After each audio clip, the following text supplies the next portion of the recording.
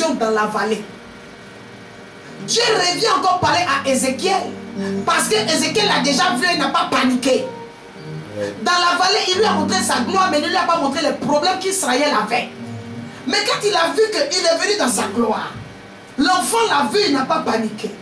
L'enfant l'a vu, il n'a pas murmuré. L'enfant l'a vu, il n'a pas blasphémé. Il est revenu encore. Il y a des personnes qui ont perdu la vision, papa. Il y a des personnes qui ont perdu la grâce de Dieu parce qu'elles ont bafoué la grâce de Dieu qui les a visitées. Elles ont murmuré contre la grâce de Dieu. Elles ont combattu la grâce de Dieu. La chose de Dieu venait se poser sur elles. Le manteau de Dieu venait tomber sur ces personnes. La puissance de Dieu venait les habiller. L'Esprit de Dieu venait les habiter. Mais à cause des commentaires, des pensées, des actions, des attitudes, l'Esprit de Dieu n'est plus revenu. Il dit, j'ai vu cette gloire comme celle que j'avais déjà vue. Tu vas revoir la gloire de Dieu quand tu vas commencer à prendre au sérieux la première chose que Dieu te montre. Les prémices, les petites choses, les détails, la vision que tu as. Tu te lèves, tu vois des choses en plein que Dieu te montre. Tu es chez toi à la maison, tu es en train de prier et Dieu te montre le ciel. Mais si toi tu dis non, ça c'est pas le ciel, mais ça là, moi je dois monter dans l'avion, le ciel là ce n'est pas comme ça. Mais non, quand moi j'ai pris le Boeing 747, comme mon mari m'a dit, mais c'était pas comme ça, non. Automatiquement, tu es en train de descendre. Dieu, c'est un homme qui fait monter. Dieu ne le fait pas descendre. C'est lui qui prend les gens du bas, il les fait monter. Mais on ne le fait pas descendre et le réduire à sa plus simple expression. C'est pas possible. Il a vu Dieu une fois, il a vu Dieu deux fois. C'est parce que la première fois qu'il a vu Dieu, il a bien vu. La première fois qu'il a vu Dieu, il s'est bien comporté. Alors il faut que tu commences à vivre le mystère de la repentance. Si toi tu as l'habitude de combattre tout ce que tu vois que Dieu te montre. Tu ne veux pas que la tombe soit vide, tu ne veux pas que quelqu'un meure. Choisis quelque chose. Tu veux être une personne surnaturelle, mais en même temps tu ne veux pas voir les choses du surnaturel. Mon frère, ma soeur, ton affaire devient compliquée. On ne sait plus quoi faire de toi. Tu ne veux pas que la tombe soit vide. Et tu ne veux pas que quelqu'un meure. Mais s'il faut que quelqu'un meure pour que la tombe ne soit pas vide. Et si tu ne veux pas que la tombe soit vide, quelqu'un va mourir. Je parle bien. Alléluia. Amen. Le péché éloigne le peuple de sa terre de bénédiction et Dieu de son sanctuaire. Nous prenons Exode 8, verset 7. Alors il me conduisit à l'entrée du parvis. Je regardais et voici, il y avait un trou dans le mur. Je vais parler maintenant de la fondation contaminée. Je vais parler d'une malédiction qui peut accompagner une maison. Parce que toute la maison est dans l'aveuglement. La Bible dit que les anciens d'Israël, les anciens de Juda qui étaient assis à côté d'Ézéchiel, Ézéchiel les connaissait physiquement, mais il ne les connaissait pas surnaturellement. Il ne les connaissait pas spirituellement. Mais comme Ézéchiel était un prophète et un vrai prophète, Dieu lui montre les choses que les gens cachent. Le mystère des deux portes. Le Seigneur dit à Ézéchiel, en le prenant, il le conduit à l'entrée du parvis. Il regarde et voici, il y avait un trou dans le mur. Plusieurs personnes, lorsqu'on leur parle de la fondation contaminée ou de la loi de malédiction ou des alliances ténébreuses et démoniaques, ces personnes-là ont comme l'impression qu'il n'y a personne dans la famille qui peut être un instrument pour faire ces choses. Quelqu'un comprend? J'ai dit, l'ennemi quand il entre, c'est qu'il y a une brèche. La Bible dit qu'il avait l'habitude physiquement de passer par la porte, par le mur. Mais il a fallu qu'il soit ravi en esprit pour savoir qu'il y avait un trou dans ce mur-là. Charnellement, rien ne peut dire que ton père est sorcier. Charnellement, rien ne peut dire que ton frère est sorcier. Parce que physiquement, c'est un état. Le surnaturel, c'est un autre état. Il a fallu que Ézéchiel soit ravi en esprit, papa, pour voir qu'il y avait un trou dans le mur.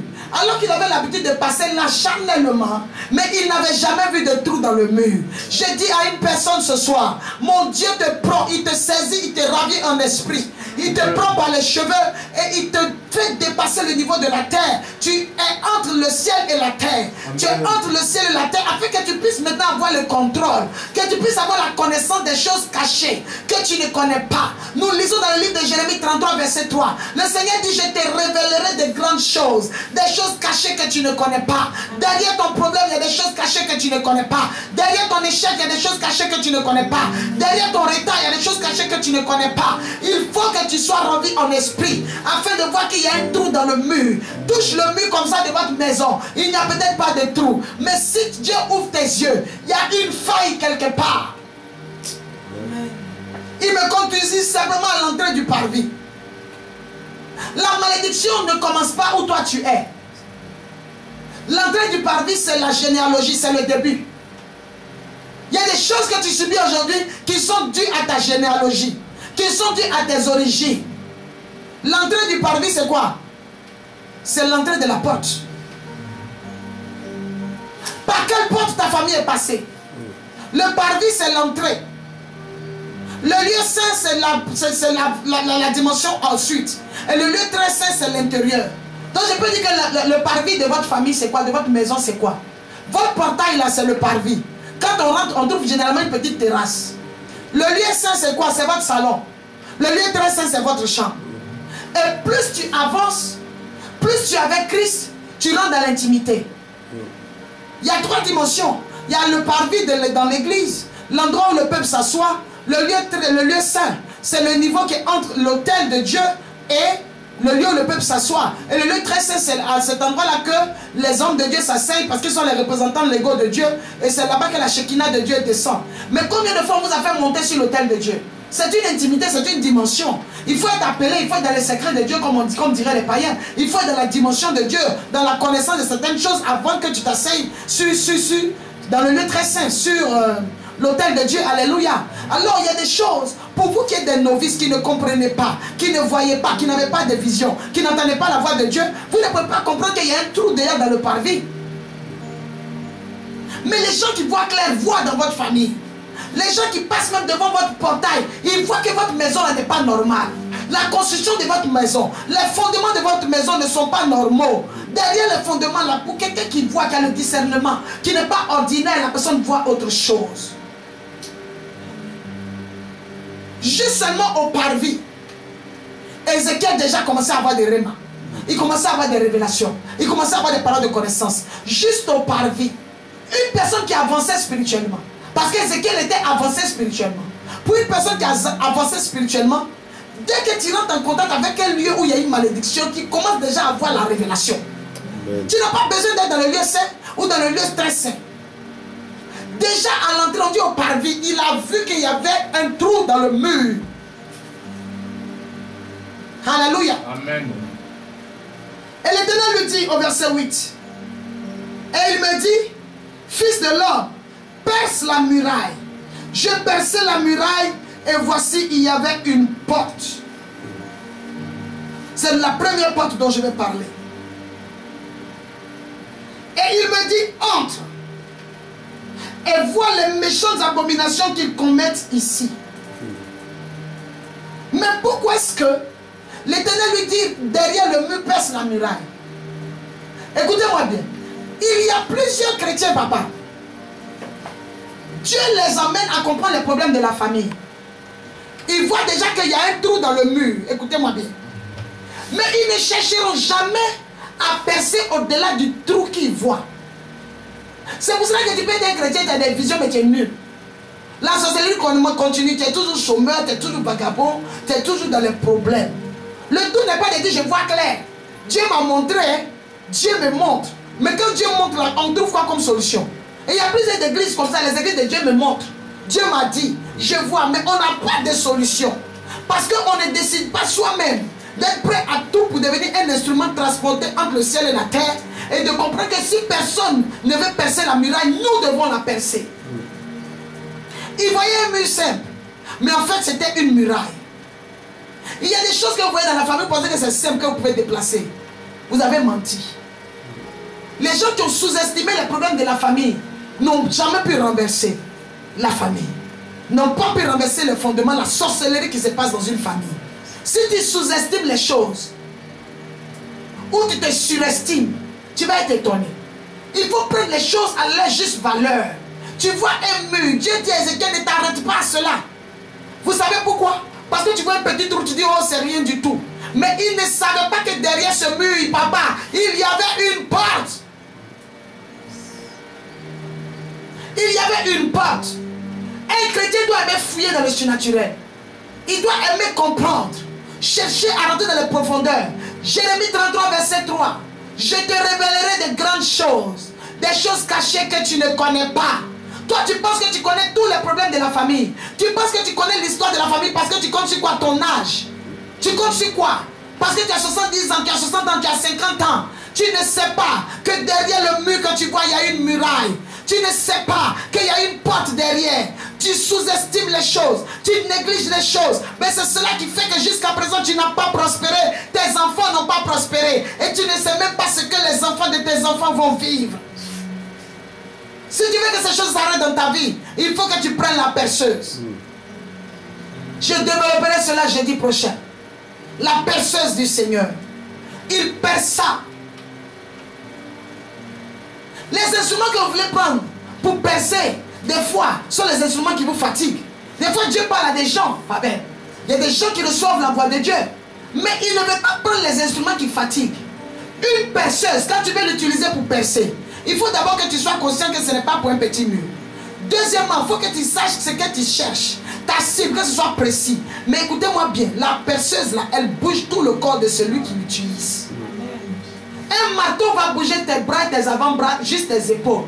Mais une perceuse va bouger tout ton corps. Les chrétiens, quand le Seigneur commence à les utiliser avec la perceuse, ils préfèrent le marteau. Parce que tout le corps bouge, ça commence à taper dans tes affaires, ça tape dans ta foi, ça tape dans ta santé, ça tape dans ton ministère, ça tape, tu sens des attaques de partout. C'est parce que tu as une perceuse. Amen. Mais cette perceuse-là, elle finira par dévoiler tes ennemis.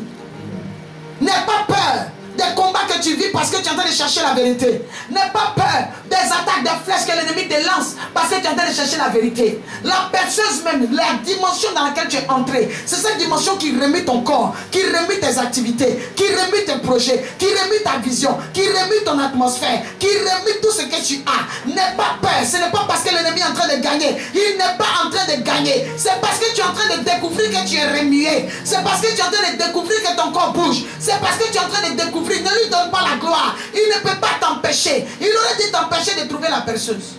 Hey. Si tu as trouvé la perceuse, c'est qu'il y a quelqu'un qui est en train de t'aider. Si tu as vu le mur, il y a quelqu'un qui t'aide. Il y a une taupe. Et ta taupe, c'est le Saint-Esprit. Il y a un infiltré. Et l'infiltré, c'est le roi des rois. Il y a un avocat qui a tous les enseignements, qui a tous les dossiers en main. C'est Jésus-Christ. Il y a un juste juge qui est déjà en ta faveur. C'est le roi des rois. C'est Dieu, le Dieu tout-puissant. Tu es en train de percer, qui t'a donné la perceuse. C'est Dieu. Les membres de ta famille ont cherché cette perceuse. Ils ont cherché à découvrir ce qu'il y a derrière le mur. Ils n'ont jamais su même qu'il y avait un mur percé. Mais celui qui t'a donné les informations concernant le mur, c'est lui encore qui t'a donné la perceuse. C'est lui encore qui te donnera la force. Parce qu'il n'a pas encore fini avec toi. Reçois la grâce de Dieu. Reçois l'onction de Dieu. Reçois l'impact de Dieu. Reçois l'approbation de Dieu. Reçois la capacité de Dieu. Je dis, tu renverseras les forteresses de ta famille. Quel que soit le mur qui a été percé tout petit. Peut-être il y a des gens qui ont cherché à renverser la malédiction dans la famille. Il y a des gens qui ont combattu la sorcellerie. Mais ce n'est pas avec les mêmes armes spirituelles. J'ai dit, tu as une perceuse entre tes mains. Lorsque tu es ravi en esprit, par l'esprit de Dieu, lorsque c'est le roi des rois même qui est venu te voir, ce n'est pas Kankamba, ce n'est pas le Tanoé, ce n'est pas le Cavali, ce n'est pas une montagne de mains, ce n'est pas un roi quelque part, ce n'est pas une forêt, c'est Jésus. Les gens qui ont essayé avec le Cavali n'ont pas pu. Les gens qui ont essayé avec le fleuve Tanoé n'ont pas pu. Mais ceux qui essaient avec le roi des rois, ils finissent par atteindre leurs objectifs. J'ai dit à une personne, le sang de l'agneau est sur nous. La puissance de Dieu, l'onction de Dieu nous garde, nous protège. Nous finirons par atteindre nos objectifs. Derrière ce mur, nous devons voir clair. Parce que nous voyons que plus nous avançons, le mur devient une muraille. Plus nous avançons, nous voyons encore qu'il y a une porte derrière. Ça peut être une porte blindée. L'ennemi se cache pourquoi? L'ennemi était dans la clandestinité. Ils étaient en train d'opérer, ils se cachaient. Lorsqu'on fait des choses dans la clandestinité, c'est parce qu'on sait que ce n'est pas normal. Ce que les parents font, ce que la famille fait, les alliances qu'ils ont tissées, ils savent que ce n'est pas normal. C'est pour ça qu'ils ont mis une muraille. Le mystère de la porte. Cette porte sera renversée. Amen. Elle sera renversée. J'ai dit à une personne, Pour finir, la deuxième dimension du message aujourd'hui, parce que je vais continuer sur le mystère de la perceuse la semaine prochaine. Le mur qui est en face de toi va se révéler sa dimension de muraille parce que c'est toi. Hey, je dis le mur qui est en face de toi va finir par révéler sa dimension de muraille parce que toi-même tu es une muraille. Lorsque le mur rencontre un mur, il se comporte comme un mur. Lorsque la muraille rencontre une muraille, elle révèle qu'elle est muraille. Mais toi aussi, tu as la perceuse. La muraille n'a pas de perceuse, mais toi tu as une perceuse. Tu as une muraille comme la muraille qui est en face de toi. Mais l'avantage que tu as, c'est la perceuse. La perceuse, c'est le réma. La perceuse, c'est la parole de Dieu. La perceuse, c'est la révélation de la parole. La perceuse, c'est le message que tu écoutes. La perceuse, tu as une perceuse parce que tu es quelqu'un qui ne laissera aucune miracle t'empêcher d'aller où tu veux. J'ai dit, tu as prophétisé sur ta vie que cette année tu dois voir la gloire de Dieu. Les prophéties ont été attestées, les prophéties ont été confirmées. Il est temps maintenant que tu perces la muraille. J'ai dit que ce qui est caché derrière depuis des années ne peut plus te résister. Je parle à une personne, j'ai dit la résistance ne peut plus se faire. S'ils ont mis la muraille, c'est parce qu'ils savent que quelqu'un peut la faire tomber. Quelqu'un peut la faire tomber. Quelqu'un peut la faire tomber. Et c'est toi. Quelqu'un dit c'est moi. C'est toi qui feras tomber cette muraille d'échec, cette muraille de fausse couche, muraille de non-accomplissement, muraille d'échec dans le travail, muraille d'échec dans les entreprises. Il n'y a pas deux personnes. Toi, tu la feras tomber. L'Éternel n'a pas pris Ézéchiel et quelqu'un d'autre parce qu'il savait qu'à l'intérieur d'Ézéchiel, il y avait une arme qu'on appelle la perceuse. Il y avait une arme qu'on appelle la perceuse. Cette arme, c'est la parole. Cette arme, c'est la foi. Cette arme, c'est l'onction. Je crois en cette puissance-là. Tu peux renverser des situations. Tu peux découvrir des choses. Tu peux briser des jougs. Tu peux renverser une malédiction. Tu peux fermer une porte. Tu peux bombarder un lieu par la puissance de la parole que Dieu t'a donnée. Je dis à une personne, l'Esprit de Dieu est là ce soir. Il opère dans l'atmosphère d'une personne. L'Esprit de Dieu est là ce soir. Il équipe une personne. L'Esprit de Dieu est là ce soir. Il ouvre les yeux d'une autre personne. L'Esprit de Dieu est là ce soir. Et cet esprit-là veut changer la situation. Amen. Que toute la gloire revienne au roi des rois. Amen. Et que mon Dieu vous bénisse encore. Amen. Derrière toute muraille, il y a une muraille plus grande. Et face à cette muraille de l'échec dans la famille, tu es la muraille que Dieu utilisera. Amen. Et tu as un avantage. Tu as une perceuse qui est la parole de Dieu, qui va déchiqueter jusque dans les plus profondes parties cette muraille-là. Que toute la gloire revienne au roi des rois et que le vainqueur, le champion, toi se réveille.